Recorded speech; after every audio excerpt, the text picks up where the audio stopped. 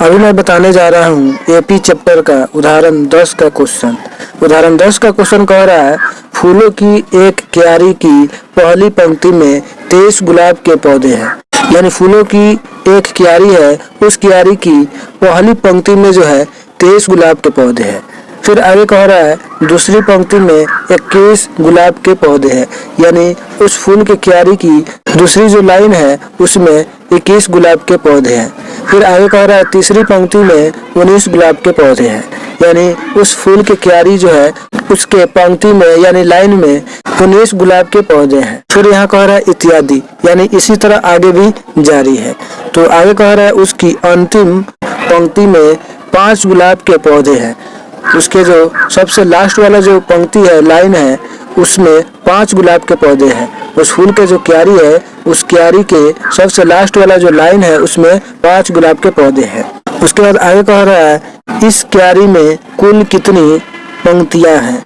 यानी ये जो गुलाब के क्यारी है उस क्यारी में पंक्तियों की संख्या कितनी है उसको बताने के लिए कह रहा है। यहाँ पे हम समझ सकते हैं इस तरह फूल का क्यारी है और इसमें फर्स्ट लाइन जो है उसमें गुलाब का जो पौधा है वह 23 है।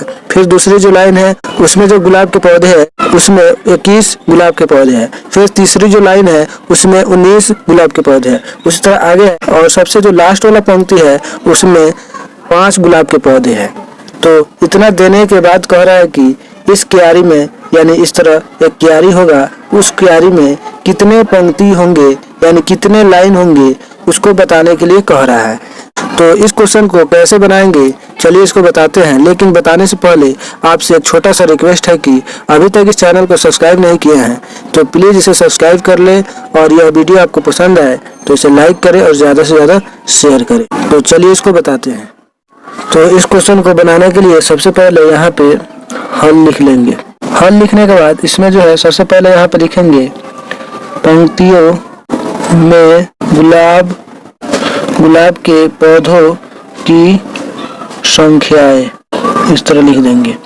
तो पहली पंक्ति में यहाँ पे कहा है कि 23 गुलाब के पौधे हैं, तो यहाँ पे सबसे पहले 23 लिखेंगे। उसके बाद दूसरी पंक्ति में कह रहा है 21 गुलाब के पौधे हैं, तो यहाँ पे 21 लिख देंगे। फिर आगे कह रहा है तीसरी पंक्ति में 19 गुलाब के पौधे हैं, तो इस तरह लिख दिए। फिर इसी तरह आगे कह रहा है जारी है।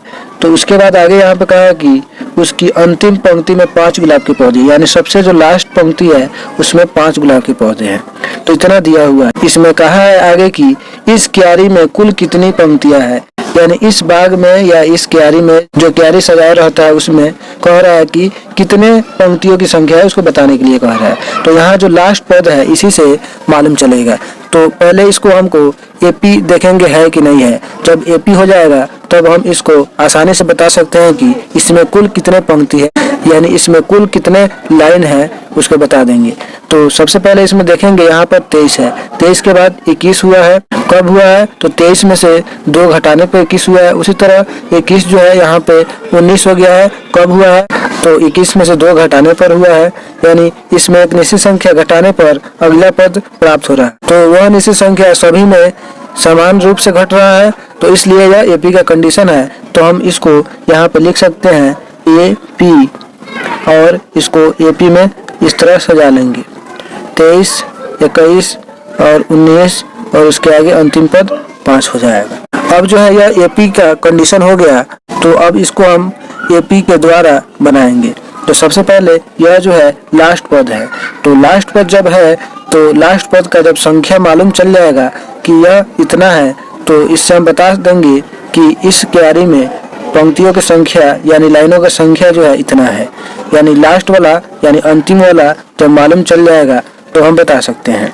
तो सबसे पहले इसको बताने के लिए प्रथम पद होना चाहिए। तो प्रथम पद इस एपी का 23 है, तो 23 ले लेंगे।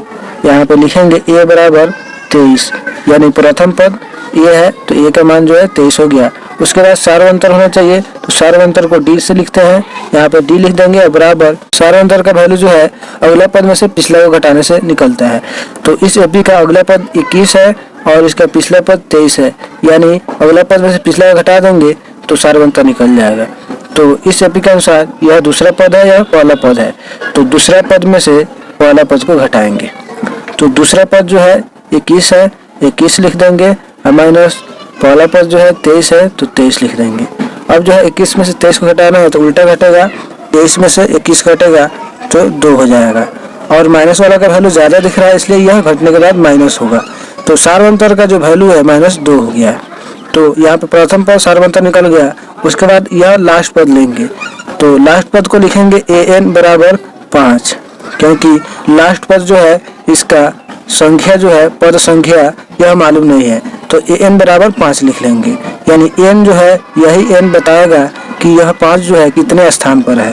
तो इस n का वैल्यू हम प्राप्त करेंगे तो बता देंगे कि यह 5 जो है इतने स्थान पर है। तो यह 5 का जब स्थान नंबर पता चल जाएगा तो हम बता देंगे कि इस क्यारी में पंक्तियों की संख्या इतना है।